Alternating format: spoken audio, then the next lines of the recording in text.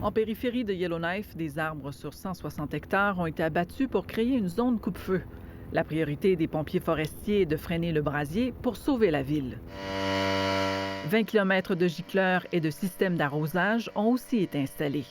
Mais même si un maximum de mesures sont mises en place, les autorités fédérales rappellent que le pire peut arriver. And we're confident that things can be protected, but as we know and have seen across the country, that things can change very rapidly. Des membres des forces armées sont toujours sur place pour prêter main forte aux pompiers qui combattent les incendies et pour appuyer les opérations des multiples ordres d'évacuation. Environ 65 des Ténois doivent quitter leur communauté. Dans ce sprint final, 22 avions devaient décoller aujourd'hui de l'aéroport de Yellowknife. Des liaisons à toutes les heures avec des autorisations spéciales du fédéral, notamment pour allonger le temps de vol des pilotes.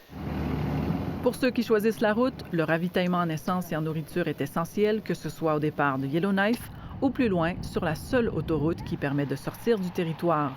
De nombreux Ténois s'arrêtent d'ailleurs à Fort-Providence, où l'épicerie locale restera ouverte 24 heures par jour tant qu'il y aura des évacués en transition. Our tiny little store usually sees between 60 to 80 people a day. It has been hundreds upon hundreds today through the doors. À 1500 km de la capitale ténoise, des employés de l'Armée du Salut s'affairent à remplir un camion de breuvage et de nourriture pour les travailleurs essentiels restés derrière.